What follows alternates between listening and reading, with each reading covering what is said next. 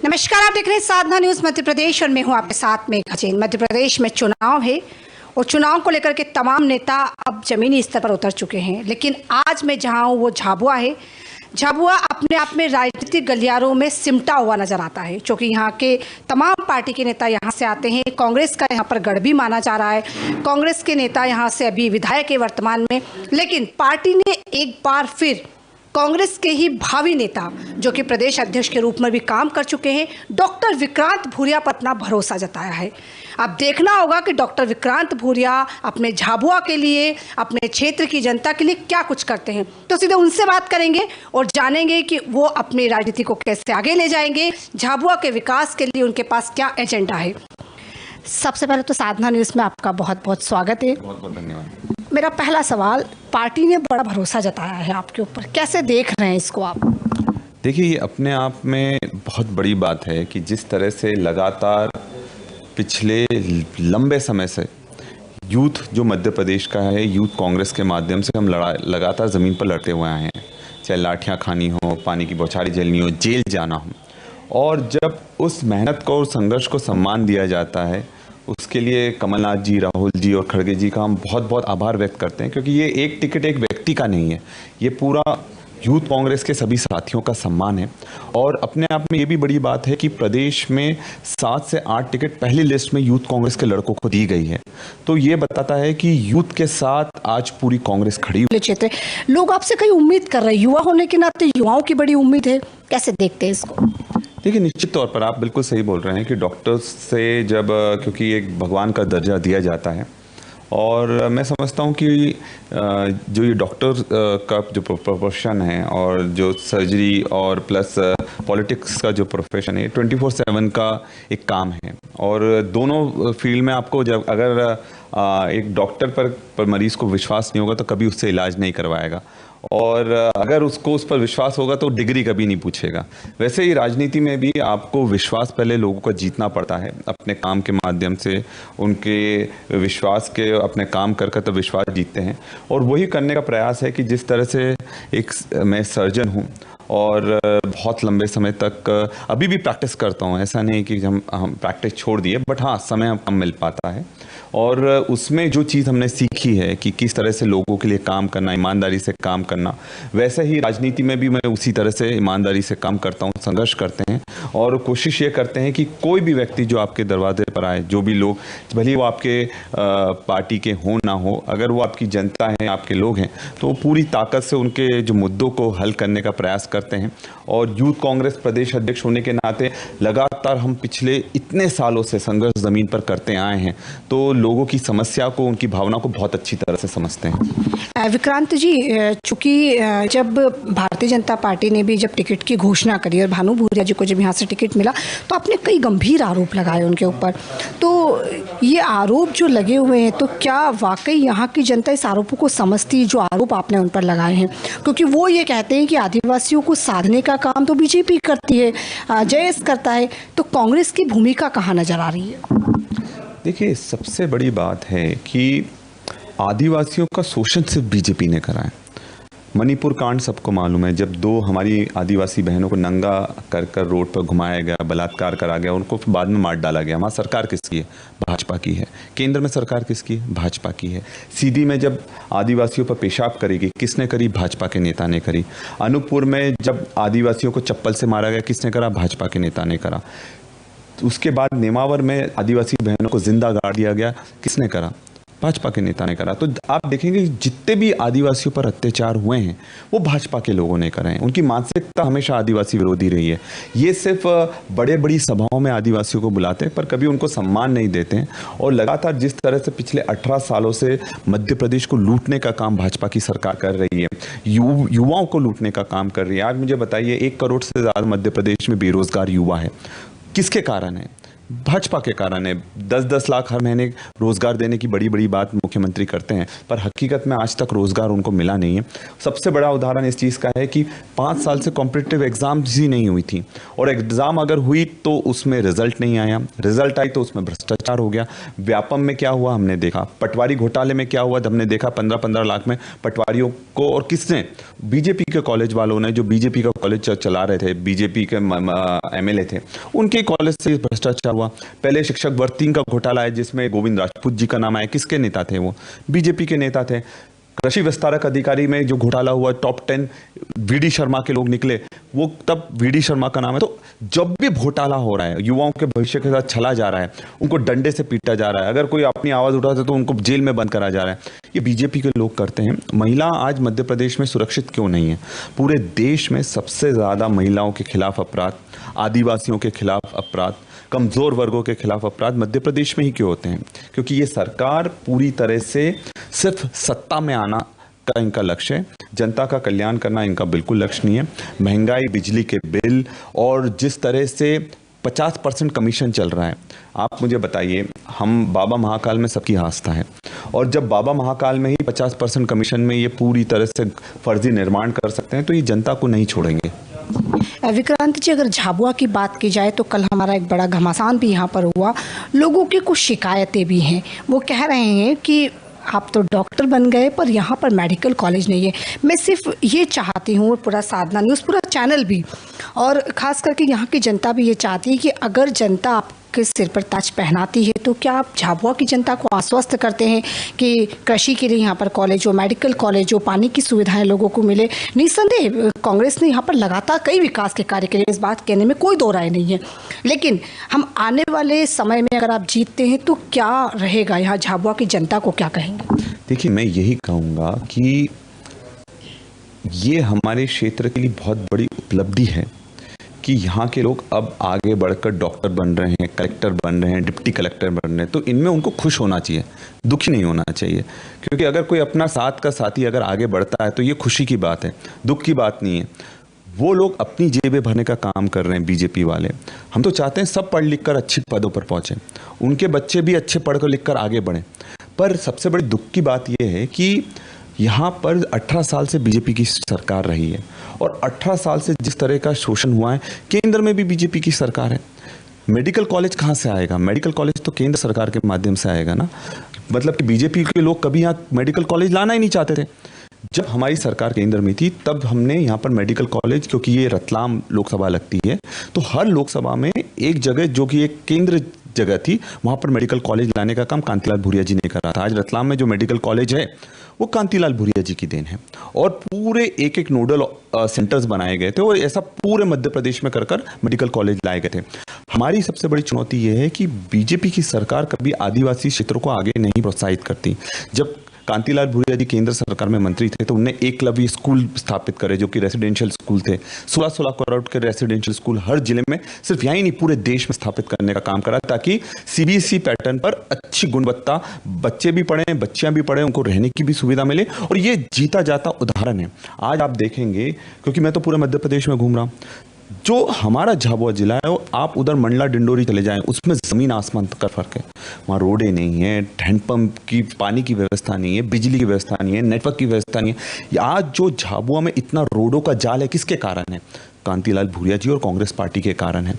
आज स्कूल इतने सारे जो बने हैं, फलिए फलिए में स्कूल खुले हुए हैं, किसने बनाए? कांग्रेस ने बनाया। और सबसे बड़ी दुख की बात है कि उन्हीं स्कूल्स को ये बीजेपी नहीं संभाल पा रही है। ये सेंट्रल सीएम राइस के नाम पर उन सारे स्कूल को बंद कर रही है। बोले 10 किलोमीटर के रेडियस में एक स्कूल खोल देंगे। मैं ये उनसे पूछना चाहता हूँ, अगर एजुकेशन का आप सेंट्रलाइजेशन करेंगे तो फायदा है कि डिसेंट्रलाइजेशन में फायदा है? जितना फैलेगा उतना ज्यादा फायदा मिलेगा। 10 किलोमीटर पर आप स्कूल तो बना रहे हैं, क्या उनके लिए बस की व्यवस्था आपने करी? नहीं करी। तो बच्चा आएगा कहां से?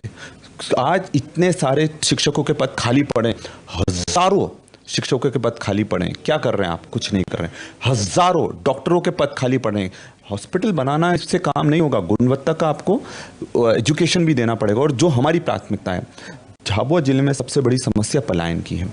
और पलायन की कल आपकी डिबेट में भी आपने ये चीज़ देखी होगी। पलायन सबसे बड़ी समस्या इसलिए है क्योंकि यहाँ पर इंडस्ट्री सेटअप नहीं करने दी गई और वही इंडस्ट्रीज को गुजरात से फेंका गया जो गुजरात को लात मारकर भगा दी गई थी, जिसमें जहर या तो बना रहे हैं या फिर फर्टिलाइजर बना रहे हैं। उसके कारण ग्राउंड वाटर जबरदस्त प्रदूषण। मेघनगर में आज जाइए, जो थानला में इसी जिले में आता है, वहां पर पूरा ग्राउंड वाटर दूषित कर दिया उन्होंने। पंप कर कर पूरा पीला पानी आता है, लाल पानी जिसको बोलते हैं। और ऐसी कंपनियों को भेजा जा रहा है जिससे आप पीने का जो मात्र स्रोत है वही पूरा दूषित हो जाए। हम बोलते हैं बहुत सारे रोजगार के तरीके होते हैं और उन रोजगार और जितने भी आप लेबर लाते हैं बाहर से क्यों लाते हैं, यहाँ के लोगों को रोजगार क्यों नहीं मिलना चाहिए? इसी पूरी जो पॉलिसी, क्योंकि देखिए कमलनाथ जी यही चीज बोलते हैं, जो छिंदवाड़ा में मॉडल चल रहा है, आप वहां जाइए, अगर कहीं आप घूमेंगे तो वहां जितनी भी कंपनियां आती हैं उनमें वहां के लोगों को ही ट्रेन कर कर रखा जाता है, बाहर के लोगों को नहीं बुलाया जाता। इस तरह का पूरे मध्य प्रदेश में वही मॉडल लागू होगा। और सबसे बड़ी बात है कि जो मेरी सबसे बड़ी प्राथमिकता है कि शिक्षा के क्षेत्र में झाबुआ का अव्वल बनाना, स्वास्थ्य के क्षेत्र में झाबुआ का बल बनाना, सुरक्षा के क्षेत्र में यहाँ पर सब लोग सुरक्षित रहना चाहिए, हर वर्ग का व्यक्ति, सिर्फ आदिवासी नहीं, हर वर्ग का व्यक्ति सुरक्षित होना है। और रोजगार सबसे बड़ा मुद्दा है, उनको पलायन नहीं करना पड़े, उनको गुजरात नहीं जाना पड़े, क्योंकि जब पलायन होता है हमारी बहनों का शोषण होता है, वहाँ पर दर दर भटकना पड़े, उनके खिलाफ अपराध होते हैं, और उनका कहीं भी कुछ नहीं हो पाता है। और यही कारण है कि जब मनरेगा था, एक ये मतलब कांग्रेस की क्रांतिकारी योजना थी, मनरेगा में जब रोजगार की गारंटी मिलती थी तब पलायन काफी हद तक घट गया था। पर जैसे ही बीजेपी की सरकार, उन्होंने मनरेगा को पूरी तरह से खत्म कर दिया। स्काई में वो पता नहीं, वो ही दिख रहे हैं, बाकी वो तो कोई दिख ही नहीं रहा। स्काई में किसको रोजगार मिल गया? रोजगार किसी को मिला होता है, आप तो जनता से जाकर पूछो स्काई क्या है, उनको ये नहीं मालूम। स्काई इंग्लिश में नाम देने से क्या आपको रोजगार मिल जाएगा? और सबसे बड़ी बात है उसमें पूरा प्रमोशन है। हकीकत जमीन में आपको भी पता है कि जमीन पर कुछ भी नहीं है, और सिर्फ ये चुनावी एक शगुफा छोड़ा है। 18 साल से ये लोग क्या कर रहे थे? अगर ये स्काई चलाते, लैंड चलाते, ओशन चलाते, वाटर चलाते, जो भी चलाना है तुम्हें चलाओ, पर हकीकत यह है कि रोजगार नहीं मिला है।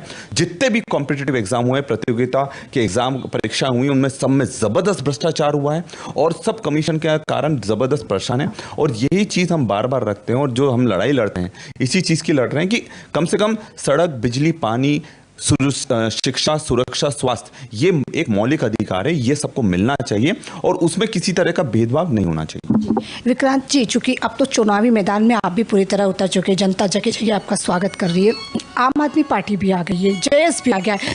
जयस ये कह रहा है कि हमने आदिवासियों को साधने का काम किया है, कांग्रेस ने साधने का काम नहीं किया, ऐसा आरोप लगा रहे हैं वो।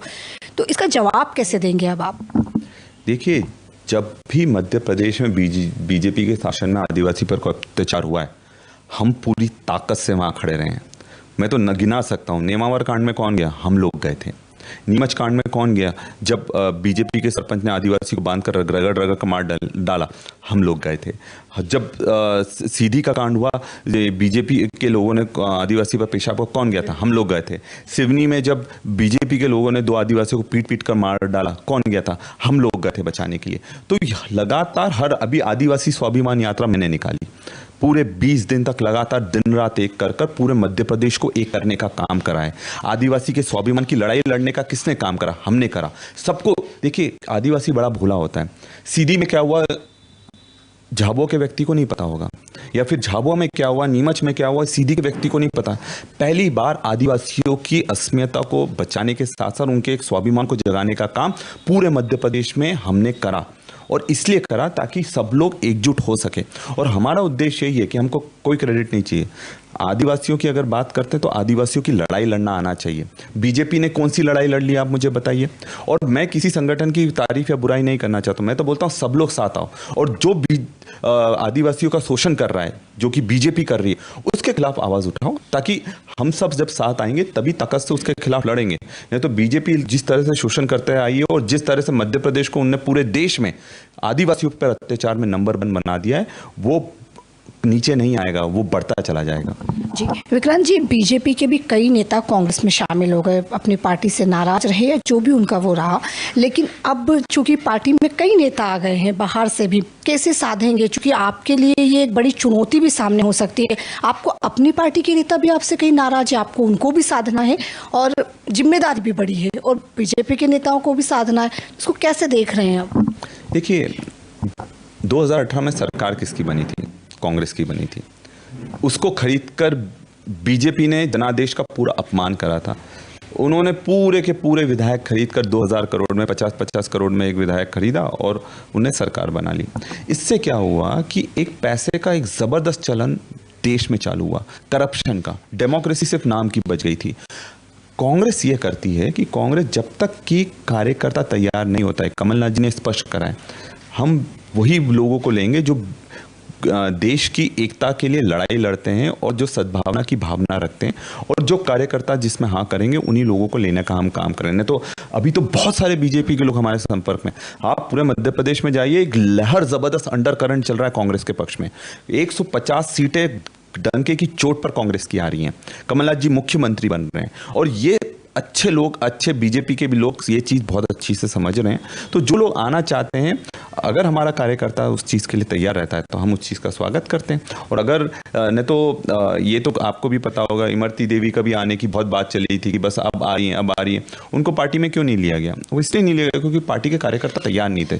तो हम अपनी जो आइडियोलॉजी है उसके साथ समझौता नहीं करेंगे, और अगर उस आइडियोलॉजी के साथ समझौता नहीं होते हुए हम किसी को लेते हैं, अपने साथ जोड़ते हैं, वो हमारे विचारधारा के साथ जुड़ना चाहता है तो निश्चित तौर पर उसका स्वागत है। पर बीजेपी ने क्या करा, चाहे आइडियोलॉजी हो ना हो, उसके पास विधायक का एक तमका होना चाहिए, और चाहे वो कितना भी भ्रष्टाचार का उस पर लगा हो, चाहे कितना भी उसने उत्पीड़न करा हो, उनसे कोई फर्क नहीं पड़ता।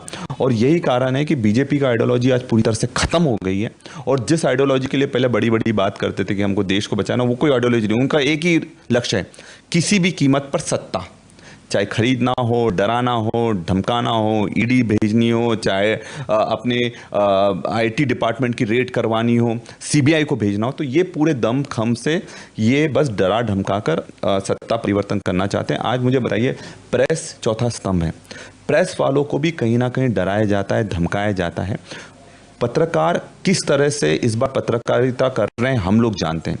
सब कुछ जान हथेली पर लेकर इतनी मेहनत करते हैं, ऊपर से इतना दबाव होता है, बड़े बड़े उद्योगपतियों का दबाव होता है, फिर भी अगर वो सच्चाई को सबके सामने ला रहे हैं तो ये उनके लिए मैं उनको सैल्यूट करता हूं, जो लोग इस तरह की पत्रकारिता कर रहे हैं। पर सब साधना न्यूज़ भी इस तरह की निश्चित तौर पर देखिए, हम अगर जनता के मुद्दों को आप उठा रहे हो तो आप अपना काम बखूबी कर रहे हैं, और यही होना भी चाहिए।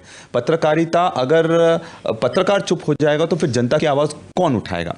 और यही चीज़ के लिए मैं आपको साधुवाद देता हूं, और इस तरह की पत्रकारिता के कारण ही आज ये हमारी डेमोक्रेसी बची हुई है ना। तो ये बहुत आसान है कि आप जो गवर्नमेंट बोले वो आप एजेंडा चलाएं, बट वो पत्रकारिता नहीं है, वो प्रोपेगेंडा है।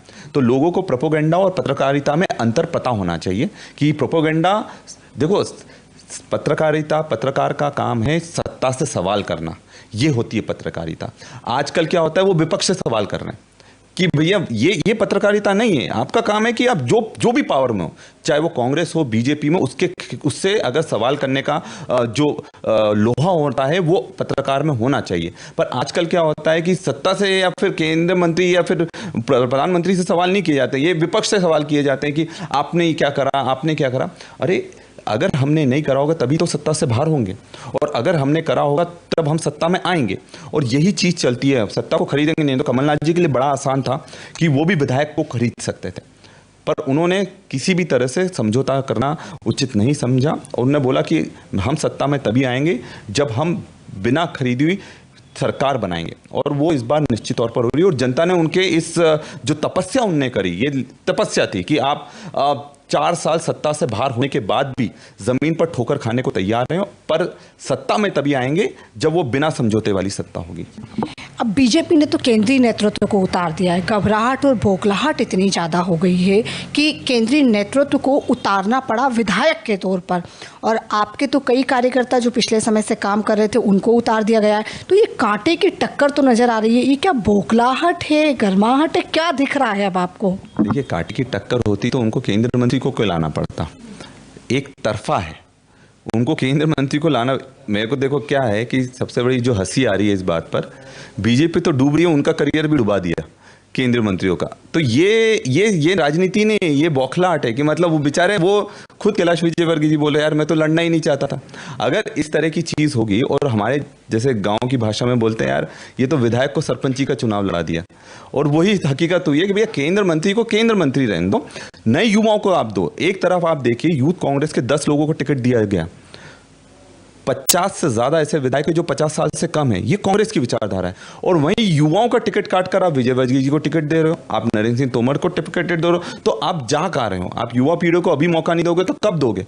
तो ये विचारधाराओं का अंतर है। वो जीतने के लिए कुछ भी दांव पर लगाने के लिए तैयार है, पर हम अपनी आइडियोलॉजी के लिए समझौता नहीं कर रहे हैं, इसलिए नई पीढ़ी को आगे लेकर आ रहे हैं। और ये उनकी घबराहट ही है कि केंद्र मंत्री को लाकर 7 सांसदों को, 3 से 4 केंद्रीय मंत्रियों को वो विधानसभा का चुनाव लड़ा रहे हैं। और मुझे एक चीज़ बताइए, अगर उनकी सरकार अगर नहीं बनती है तो क्या इनको संसद का चुनाव नहीं लड़ाएंगे? वो लड़ाएंगे। वो तो ये चाहते हैं कि भैया विधायक भी जीतने वाला बन जाए, सांसद भी जीतने वाला बन जाए। और सबसे बड़ी हंसी की बात यह है कि बाहर के लोग ला रहे हैं पर खुद का मुख्यमंत्री चेहरा डिक्लेयर नहीं कर रहे हैं। मतलब शिवराज जी जनता से पूछ रहे हैं मैं चुनाव लड़ूं कि नहीं लड़ूं। अगर मुख्यमंत्री इस स्थिति में आ जाए कि उसको जनता से पूछना पड़े कि मैं चुनाव लड़ूं ना लड़ूं, इससे साबित होता है कि उन्होंने काम नहीं करा है। और नरेंद्र मोदी जी खुद शिवराज सिंह चौहान जी से दूरी बना रहे हैं कि भैया ये हमारे मुख्यमंत्री उम्मीदवार नहीं है। नरेंद्र सिंह तोमर, सब बड़े बड़े नेता बोल रहे हैं हम मुख्यमंत्री, हम मुख्यमंत्री, हम मुख्यमंत्री। हमारे को तो पता है कि कमलनाथ जी मुख्यमंत्री, पर बीजेपी को पता है क्या उनका मुख्यमंत्री कौन है? क्या दिल्ली के लोग यहाँ आकर काम करेंगे? आज बोलते हैं कि दिल्ली के चेहरे पर हम चुनाव लड़ रहे हैं। दिल्ली के चेहरे पर चुनाव नहीं होता। वो लोकसभा में आप कर सकते हो, पर आज व्यक्तिगत ज़मीनी मुद्दों पर लड़ाई हो रही है। आज मैं बताऊं झाबुआ की, हम क्योंकि झाबुआ में बैठे हैं, यहाँ पर कितना पेयजल संकट है। 4-4 करोड़ की टंकियां बनाई गई। आप गए होंगे पंचायतों में, 4-4 करोड़ की टंकियां बनाई गई। एक भी गाँव में पानी गया? मतलब वो 4 करोड़ गया का? मेरे को तो हंसी इस बात की आती है, आदिवासी अंचल में कभी टंकी सफल होगी नहीं क्योंकि पहाड़ी एरिया है। ये कॉमन सेंस है। इतना दिमाग अगर उनमें होता, पर क्योंकि 50% कमीशन खाना था तो उन्हें टंकियां बना दी, पर टंकियां बनाने के बाद ढूंढ रहे हैं कि पानी का स्रोत कहाँ है। और टंकियों में पूरी अब दरारें आ गई हैं और पूरी तरह से 4 करोड़ में 400 हैंडपंप लग जाते, मतलब हर घर के बाद हैंडपंप लग चुका होता। पर इन्होंने क्योंकि 50% कमीशन का, और सब काम करने वाले गुजरात के लोग हैं, जितने भी ठेकेदार हैं सब गुजरात के लोग हैं। और उन्होंने जो भी यहाँ के सांसद हुए, यहाँ के जो बीजेपी के लोग हैं, उनसे साठ गांठ कर कर टंकियाँ तो बनवा दी। और ये हम बोल रहे हैं कि जैसे हमारी सरकार आएगी सबसे पहले इन पर जांच बिठाएंगे हम, और उन जितना पैसा रिकवर होगा उससे वापस हैंडपंप लगवाएंगे। तो ये थिंकिंग नहीं है, ये भ्रष्टाचार है। और हम इसी चीज़ की लड़ाई लड़ रहे हैं कि हम ऐसी सरकार दें जो युवाओं की सरकार हो, महिलाओं की सरकार हो, गुणवत्ता ट्रांसपेरेंसी की सरकार हो। और जिस तरह से अभी घोषणाएं करी गई, जो हमने वचन पत्र कमलनाथ जी ने जारी कराए, देखिए एक होता है कि आप चुनाव आ रहे हैं इसलिए आप 1000 रुपये महिलाओं को दे रहे हैं, सिर्फ आपको वोट चाहिए इसलिए। अगर आपको करना होता तो आप 18 साल पहले कर देते। कमलनाथ जी ने सरकार आने के पहले गारंटी दी, उन्होंने बोला कि कर्ज माफी करूंगा, तो उन्होंने करी। 26 लाख किसानों का कर्जा माफ हुआ। और पता है, आपको पता होगा सबसे ज़्यादा कर्जा झाबुआ जिले में ही माफ हुआ है, सबसे ज़्यादा कर्जा झाबुआ जिले में माफ हुआ। उन्होंने कहा वो कर दिखाया। और हम अब कह रहे हैं कि हम 1500 रुपये प्रति महिला भी देंगे, हर महीने भी देंगे। सबसे बड़ी योजना पढ़ो और पढ़ाओ, मतलब जो बच्चे लोग पढ़ाई कर रहे हैं, स्कूलों में पढ़ रहे हैं, उनको 1 से 7वीं तक के 500 रुपये का स्टाइपेंड मिलेगा। 8वीं से 10वीं तक 1000 रुपये का मिलेगा हर महीना। और जो 11वीं से 12वीं का होगा उसको 1500 रुपये का स्टाइपेंड मिलेगा। आपकी बिजली 100 रुपये तक, 100 यूनिट तक की बिजली को माफ़ करा जाएगा। किसानों का कर्जा माफ़ करा जाएगा। किसानों को 5 हॉर्स पावर तक की का कोई बिजली का पैसा नहीं लगेगा। तो ये सब चीज़ें महिलाओं के लिए लगातार सशक्तिकरण की हम बात कर रहे हैं। युवाओं के लिए ईयरली कैलेंडर जारी करें, क्योंकि पता है आजकल सबसे बड़ी युवाओं की क्या पीड़ा है, वो ये पीड़ा है उनको पता ही नहीं है कि उनका भविष्य क्या है। 1 साल तैयारी करनी, दो। देखिए मैं खुद कॉम्पिटिटिव एग्जाम का प्रोडक्ट हूँ, मुझे पता है कि कॉम्पिटिटिव एग्जाम में सिलेक्शन कितना मुश्किल काम है।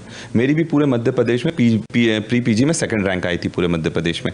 मेहनत करना पड़ती है, 16-16 घंटे पढ़ना पड़ता है, तब आपका रिजल्ट आता है। ऐसे नहीं कि व्यापम वाले आप डॉक्टर तैयार करवा दो जो लोगों की जान के साथ खिलवाड़ कर रहे हैं। और सबसे बड़ी बात है, व्यापम में जो सबसे बड़ा दिक्कत आई, कोई मंत्री जेल गया क्या? जितने थे सब छूट गए। तो भैया बच्चों को क्यों जेल में डाल दिया आपने? तो ये पहला ऐसा किस्सा है जिसमें विक्टिम को जेल में डाला गया और जिसने क्राइम करा उसको जेल में ही नहीं डाला। तो हकीकत यह है कि लोग बहुत परेशान हो गए। और हम लोग जो सरकार ला रहे हैं, एकदम साफ छवि की सरकार लेकर आ रहे हैं, गुणवत्ता की सरकार ला रहे हैं, जो सेवा, सुरक्षा, स्वास्थ्य और रोजगार के मुद्दे हैं, इन लोगों को सरकार लेकर आ रहे हैं। मेरा आखिरी सवाल, अगर आपको झाबुआ की जनता अगर सत्ता पर बिठाती है तो आप झाबुआ की जनता से आज क्या कहेंगे? देखिए मैं यही कहूँगा कि आपने देखा है, आपका बेटा हूँ, लगातार दिन रात आपके बीच में मैंने काम करा है। और ये मैं विश्वास दिलाता हूँ कि पूरी ईमानदारी से आपके विश्वास को पूरा करने का काम करूँगा। शिक्षा, स्वास्थ्य और सुरक्षा और रोजगार के मुद्दे पर पूरी ताकत से लड़ाई लड़ेंगे ताकि झाबुआ का नाम सिर्फ मध्य प्रदेश में पूरे देश में रोशन हो। और ये विश्वास के साथ मैं चाहता हूं कि आप पूरी ताकत से एक युवा चेहरे को, साफ छवि के चेहरे को, ईमानदारी व्यक्ति को आगे बढ़ाने का काम करें। बहुत बहुत धन्यवाद। तो आप सुन रहे थे डॉक्टर विक्रांत को, वो कह रहे थे कि अगर उनकी सरकार बनती है तो वो झाबुआ की जनता को आश्वस्त कर रहे शिक्षा, स्वास्थ्य और सुरक्षा, और खास करके यहाँ के आदिवासी क्षेत्र जो है, यहाँ का झाबुआ का आदिवासी क्षेत्र है, वहाँ के लोगों को किस तरीके से जल मिले, किस तरीके से शिक्षा हो, उसके लिए पूरी तरीके से प्रयास करेंगे और विकास की राह पर भी लगातार आगे बढ़ेंगे। आप देखते रहिए साधना न्यूज़ मध्य प्रदेश।